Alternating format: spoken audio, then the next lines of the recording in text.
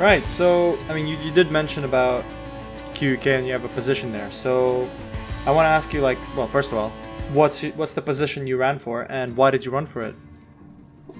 So I ran for Secretary to the President, and the reason why I wanted to do it is because, like, there was, like, so the space was there for a while, and I have kind of, like, I've wanted to get involved in Quidditch a little bit more past the, like, because I actually applied for Tournament Director of BQC this year, and I got it.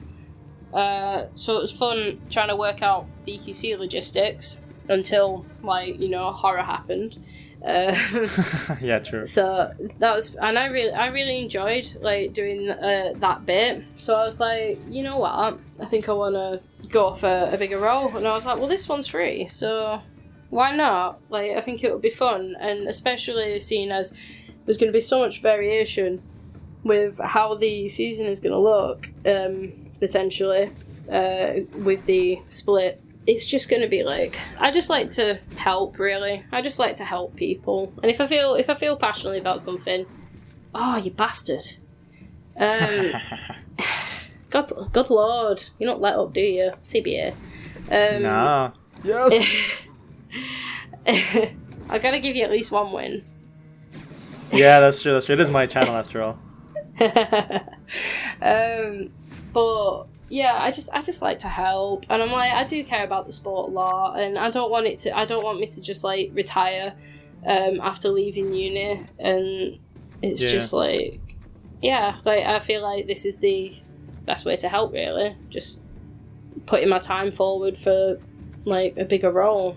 So, and, like, I've been secretary for a few weeks now, and I'm really enjoying it, like, getting to know people and, like, EMT and, like, talking about things. It's like, it's really good. Like, everyone's a good bunch, and EMT, and, like, it's not been hard to feel welcome and stuff. So, very good atmosphere. That's good. So this is gonna be the next question is gonna be a bit of a long one. So just wait for me to finish it. Yeah. Yeah, no worries. So this is both from I guess your QUK side and just, like, the teams. So the question is, I think I've asked Manon, so I don't know if you've heard it, but so I'm asking, like, do you feel if there's a lack of opportunity for female players to play a larger sport in Quidditch? And I guess, like, what do you think? Well, first of all, answer that question, then I'll ask you the follow up. I would say there's maybe like, I think it is potentially harder. Because, like, I've kind of, like, so I've also, like, I've asked other people about, like, this and, like, female plays and, like, Quidditch and stuff, and there is kind of, like, a general thing of, like, yeah, I feel like it is potentially harder. So when you say, like, having a bigger role, do you mean in, like, a administration sense, part of an NGB, or do you mean any kind of role, so, like, volunteering and stuff like that, and as a player? Any kind of role, yeah. Okay. Well, I guess it's potentially better than maybe before. One of the things that I do wonder about is that you do see a lack of, like, female snitchers at tournaments. And I remember when I was volunteering, I was an MPV, and I'd put myself down to, like, for snitch referee and AR, and, like, I wasn't given any slots, surprisingly, and a lot of the slots that were given out were given to, like, players, and to me it makes more sense to kind of, like, just give many slots to, like, MPVs, because they're there literally to volunteer. I guess I was a bit confused at that point about it, and I spoke to someone else who was, like, also a female volunteer who had also volunteered to snitch, and they weren't given any slots either, and this was across both days, which it was kind of like, it did really annoy me, because I was like, well, there's a reason why we're a non-playing volunteer, and I kind of, like, wanted to offer our time. There was perhaps one slot given to, like, a female snitch runner, even though there was, like, I guess like 3 available, really. And I understand it's BQC and stuff, but also like it's not like I was completely inexperienced. Like I have done it before / can do it, and you can still put less experienced snitch runners onto games that are deemed as like less high stakes. So like obviously you want to have like your best snitches out for like the final or something, but like, you know, you can still give like, because the thing is, if you consistently use the same snitch runners who also like tend to be like AMAB people, you're not giving the chance for anyone else to come in and like try. Yeah. And then when these people retire, you then lose some good snitches, and there's people still trying to get the hang of it because they haven't been given the chance. So from a volunteering perspective, I was given plenty of slots to like snitch ref, but how am I supposed to practice snitch ability if like I'm not really being given the chance to do so? Yeah, true, yeah. Like, it's just one of them. And also there's always been the whole thing of like female players not being put to use right by teams, tend to just be like stuck on the wings when there's so much more potential for them. Because I think one of the things that does create that is that I think there could be, I think there's like assumption that maybe like female players can't be like as contacty and as rough as like male players, but like one of the reasons for that is because we're not allowed to do contact sports in school. Like there's not many girls that like get like exposure to contact sports as we grow up. So when I came into Quidditch, it was my first contact sport. I'd never done rugby, like never done anything like that's got anything to do with contact, and it does affect us. And you, in my opinion, you do need to give like extra time towards female players who haven't been exposed to contact backgrounds, because like we do kind of like we do need the extra time. Like you can't just expect us to know how to like formulate a normal tackle, because like many of us don't get to have that chance. I mean, to be fair, that does sound like a bit of a like. I mean, yeah, it's also, I don't know. I was just gonna say like that's kind of a shitty way for a coach, because like you just lose so much of your resources just by being like, yeah, you stick there, just like don't get in our way sort of thing. It's like, well, no. Yeah, like you see plenty of examples of like there's plenty of examples of female players who are like great, like they're just like insanely good, and they're not necessarily in, like they're just like stick them on like the troll hoops and stuff like that. Like I don't know, it's like Queen's Cup. This is why Queen's Cup is so good, because it gives like it gives people a chance to like just come out and like show like the metal and stuff like that. It's neck and neck. Yeah.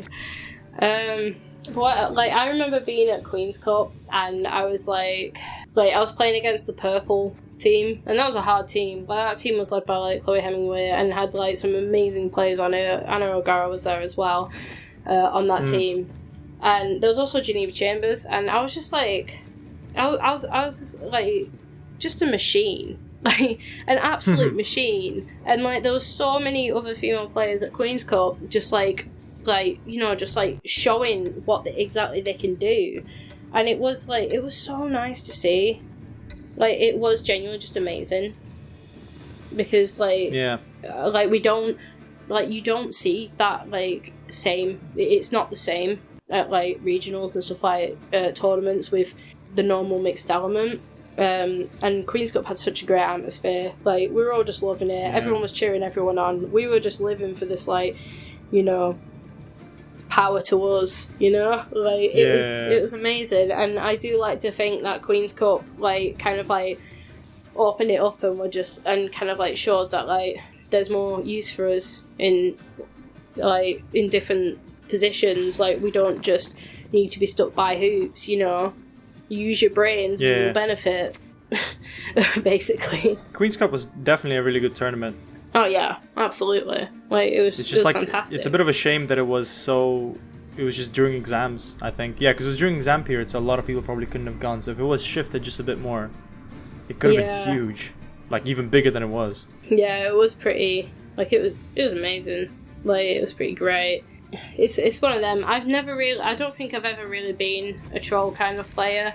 I was just trial by hoots, maybe a little bit in my first year, but I was more of like an active player. I did make contact. Like as soon as I got into Quidditch, I stepped up and I was like, yes, I am going to make contacts and stuff like that. And I was just kind of like, I just got stuck in straight away. And then when I came into my second year and third year, I was a keeper. Like when I went in second year, I had to be a keeper, and I love it now. And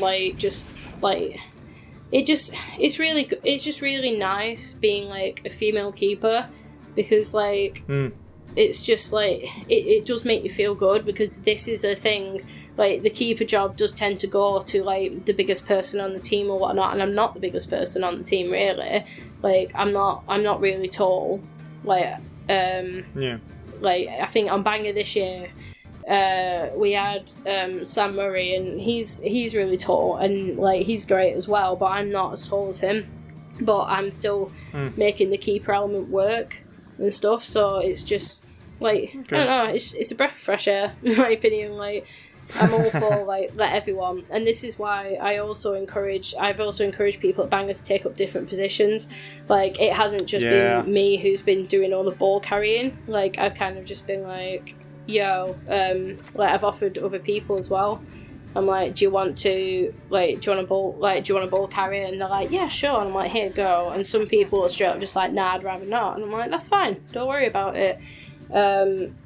So it's very important to cycle like your roles through and let everyone try their hand at everything, and don't just give the don't just give the ball to the biggest person on the team. Because so much is wasted when you just give it to the big boy and run aspect. There is so much potential wasted, like so much passing is wasted and stuff like that. Like, you know, people can do better than that. Simply, I wanted to say something else and I can't remember what it were. What was it? Come on, I'm too busy trying to like scrape away my life in Gwen. Well, yeah, you are winning this one, so congrats, I guess. Oh yeah, get wrecked. Oh man. Unbelievable, man. Yeah, one more and then.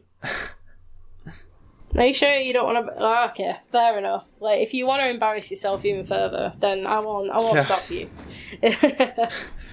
Oh yes, this is why I'm quite supportive of the because I think in Germany they're kind of like making a move towards a 3-3 gender, like some like minimum 3, and like I do really support it, because I'm like this like it lets like.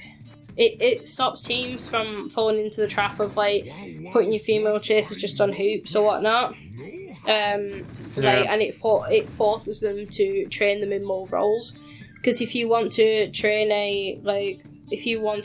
up a support chaser and stuff, like really all your chasers should be very contact friendly, but it kind of like puts them into more roles where they have to be like more contact friendly. Like you might have to put this chaser on point. You might have to like put her as a ball carrier or whatnot, just like resist contacts and stuff. Which means that you need to give the same amount of training that you would do to your normal ball carriers to them.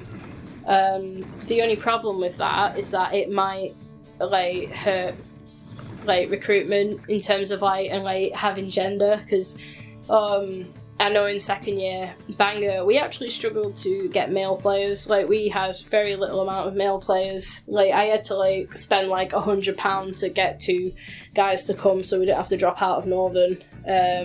Oh damn. You know, I kind of like I support it, but I think it might be better when recruitment is like if it was more stable.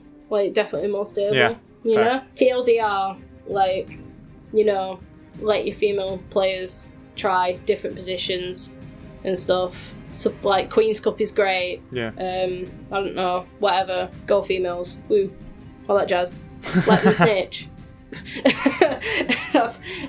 This is like thank you for coming to my TED Talk. Oh. I mean, to be fair, yeah, it is definitely like. Sorry? I just said I nearly spilled beer on the bed. Oh no! Oh, fuck! Really? Nice. You're drinking beer while I'm talking. Amazing. I should have brought some as well. Yeah. I mean, you took chill as a very literal thing, huh? Yeah, I really did. Where's your professionalism? Listen, it's right here. Right. All right. Well. So let's move into, I guess, some questions that is just basically about you praising me. Are you ready? Oh, great. Yeah, so it's about QPL, obviously. Sweet. So yeah, well, let's start from the start. So, what were you hoping to achieve in game for managing in QPL? Like both position and both like what were you trying to bring to the team and that sort of stuff? Well, I guess with like managing, it was just like a fun thing to do over the summer. I was like, yeah, why not? Like obviously, like it did seem like the North needed some managers, because sadly, Northern Angels didn't have a manager or whatnot, and so you know it's good. It like I was glad to like be there at least for. It was kind of like I just think like I just feel like I wouldn't have tried it like it was just the time to try it or whatnot, and if I liked it then go ahead, like I'll carry on, but other than that like I was like, why not really? Honestly, Fair. I didn't really have much of a game plan going into it. I was like, yeah, sure, let's go, let's do this now and figure it out later, it's fine, because I was like, I know what kind of ship I wanted to run really, and that was more on the side of like I want to have a team that have fun with each other, and where we can trade knowledge and stuff, because like I wouldn't say I'm qualified enough to coach a QPL team. Like I've only been in this in the coaching game for about 2 years, but the point is to like I wanted to at least try, and what I want to do is just bring everyone together and we could all learn from each other in a sense. And some people might not argue that that's not what they expect from like a whole professional league and like sports team or whatnot. But at the end of the day, if someone has to fill the spot as to give the North at least one manager, like what do you expect? Really, like it's one of them. Like I would try my best, but I was not necessarily the most qualified person for the job at all. But someone's got to stand up and do it. So, you know, why not?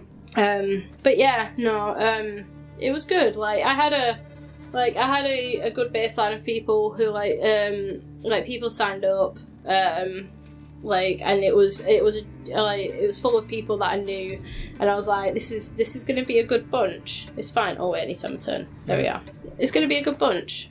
I just wanted to try it out, really, to be honest. And like, this is the thing, like as competitive as anything can be, it's so important in the sport that you have fun at the same time. And if that's not your priority, that's fine, but that doesn't mean it's not anyone else's priority, you know? Oh, that's definitely true, yeah. So, did you actually manage to have some tryouts? Yeah, I did actually manage to pull a tryout together. It was pretty good. It was very muddy. It was on Platfields Park. Very muddy. Like, the ground was difficult. Like, but it still managed, and it was a good day at the end of it. Was it as difficult as when we had tryouts? It was snowing and like it was just blocks of ice all over. God, don't talk to me about it. It was awful. I just remember like being in the tryouts that year, and someone pushed me over, and I was like, right, first of all, that's rude, and second of all, now there's ice all in my eyes and on my face, and it hurts. And I was very disgruntled. No. I was like, I got back to Bangor and I was like, thank God. Like, it was so cold. Like, you know, it says something if you come back to Wales, North Wales, and are like thankful for the temperature and the weather conditions. Yeah. Because, good lord, it's not great. It's not great over there in terms of how warm it is. No. It's a shame that, with all the stuff that we're all stuck at home and QPL was cancelled, obviously, along with anything else. Shame. But what can you do? It is a shame, but yeah, it is how it is at the end of the day. It's one of them. But yeah, at least tryouts got done, and we have groups on Facebook of our teaming to kind of like encourage the whole community vibe. Right, so that was this year. So let's ask you something about last year. So how was QPL for you last year? And did you feel like you evolved as a player from that experience? QPL last year was an experience. The coach didn't know what he was doing. It was... I'm joking, obviously. There's also only one answer I'm looking for. Oh god, the pressure is on. No, QPR last year, I did learn a lot from it, and it was a rickety start because like I have this thing of like just like nervous to come into like any like new team, really. But yeah, so when we kind of like found like when the team like I found that when Northern Angels found their own with each other, it was much better. Because it was just like I think there may have been slight gelling problems at the start, but it was fine. But at the end of it, okay. So we worked it we worked it out, and the thing is, we came at the bottom of like the league in terms of like the fixtures, but like it was more like, what are you doing? You passing? Good. It was more like little things, really. Like I think focusing on the little things was what really helped me like with that season, because like little things are just as good of a win as like big things. Like I'm really not gonna care if I win. If I lose something, I'm not gonna care as long as I learned something in it. Okay. Really. But yeah, like the little things such as like just bringing down our PD, because we did like every single fixture we went to, I swear our PD was lower every single time. Just getting little things. Like I just remember when in the first fixture when we played, I think it was in Liverpool, and like I did a cold catch, but I did it to like reduce the PD.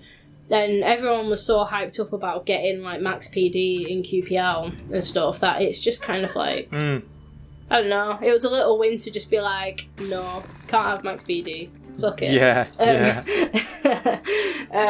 Yeah, it was just like it was super nice. I remember that snitch catch because I remember how panicked I felt when I fumbled it at first. Because I remember going to catch it and it slipped out my hand, so I was just like shit, grab it again, and then like pull it off. But no, it was really good. And for the Edinburgh fixture, like we're having like nice socials and stuff. I remember when we stayed in a hostel and I didn't sleep. I think I had about 2 hours sleep before the Edinburgh fixture. I was like, this is not the ideal sleep pattern that I want, but that's fine. So yeah, it was pretty good. Man, don't worry, you can always criticize me about like, so maybe more about like, so did you like how I guess the trainings were run? Did you like how the team was run? I did like how the trainings were run quite a lot, actually. Like it was the trainings were done really well, in my opinion. Like it was quite to the ones that I went to, because obviously I couldn't go to a lot of them because I was like very poor and doing an internship at the same time. I was very busy at the start of summer, but the ones that I did like manage to get to, they were always like really productive, and I enjoyed going to them, because like the best thing with going to a training session is just like being able to leave it and like just be like, I've learned something new, like I can do this, like I've learned something completely new, and that's pretty good. Okay. So yeah, that's good. Thank you. It makes me kind of happy to hear that. Oh, bless you. But yeah, no, it was all good. And also training with Northern Watch was quite fun as well, because not only did we learn from you, we also learned from like Fish, we learned from like the rest of the Northern Watch squad and stuff. Yeah. Like it was really good. Yeah, I'm gonna ask you a question. It's a bit, I don't know if it's difficult because I don't know how people actually felt about it. But this is probably going to bite me in the ass. But what do you think about like the fact that we kind of separate the teams like we did? You mean like the stacking? Kind of, yeah. A bit, kind of. Well, okay. So the stacking. So if I wanted to get real or whatever, sometimes I think with like the stacking, it's kind of like it can make people feel a bit bad, because it's also a case of like self-confidence, because then if you establish that one team was stacked with like the best players and then you're not on that team, it kind of can it can create the whole dynamic of like you kind of feel like shit about yourself or whatnot. But like at the end of it, like, you know, like it's not. I kind of like, I understand why it was done, but I would probably say that it wasn't the, like, I don't know if it was the best way to go about it, because I understand that if we split it evenly, then, like, one team wouldn't have been able to do as well as they did. And people would be annoyed about that. But then, obviously, my answer to that would be, well, my answer to people, if they would be annoyed because they won't be able to do as well, is, well, how do you think I feel being put on the team that doesn't have the best people on it or whatnot? And, like, the whole stack, like having the stacking system. Like, either way, someone would probably be disgruntled about it or whatnot. Yeah. But despite, like, because I was annoyed about it at first, but, like, despite that, I was just like, well, I'm here now. I paid £90. I'm here now. I might as well make the most of it. And, you know, like, I did. Like, when we got to the championship in, like, Div 2, it was just, like, you know, we came, like, we nearly beat Brussels. And I was, like, super excited. Because I was like, oh my god, we could actually do this. And I think we got really unlucky that game. Yeah, and also the Roses game was was also there. The Roses game. And I think we did quite well. We did quite well in that Roses game. Even if someone got sent off pitch. Yeah. Ejected. I mean, you can't blame me. The amount of crap that was happening that game. Like, I mean, to be fair, you can, like, you should never act like I did. Like, it. Just because I disagree with what happens in the pitch, you should never react like this. But, I understand. I understand the initial reaction of being like, rah, what the hell? This is bullshit, basically. But it was like, you know, we still got some pretty good ones off in that game. And was it? I swear, there was a bit in that game, and it was like beautiful. Amit made it into a GIF, and it was like, it was when I passed it, like, over the hoops to him, it just flew, and he just jumps up and then just dunks it in the hoop, and I'm like, that is like, you know, this is exactly what I mean when I say take the little things away, because they will absolutely, like, they are definitely going to empower you, like, later on. Yeah. Well, I guess from my view, like, especially at the end of the season, like, I saw a lot of you guys, like, drastically improve, and, like, you came back to your teams, and then I went to Northern, and I was like, shit, these players are really good now. Really? So I kind of felt like, yeah, because, like, there was a big improvement, I felt like, because, and I feel like this could be down to the fact that I'm a great coach, you know? No, I was going to say, like, because I feel like a lot of players got to try as, like, the main players in the team. From my perspective, I did see you guys improve greatly, and I'm also really happy that you guys didn't give me shit for kind of, because basically me and Fish were like, we have to do this split this way, and so I'm kind of glad you guys didn't revolt and murder me or something. No, don't worry, like, not that intense. Okay, good. No, it was really good. Like, to be honest, I do remember, like, seeing Amit play, and Amit's really good, and like Amit's come back into this season and is, like, pretty phenomenal. And to be honest, I was always like, how, like, I never understood why Amit wasn't on Squids. To be honest, I was like, I think, like, I was a bit baffled by it. I feel like, I don't know, obviously, like, I'm not that team, and, like, you know, I have no jurisdiction in what happens over there. But I was just like, kind of shocked, to be honest. Yeah. Like, yeah, kind of shocked.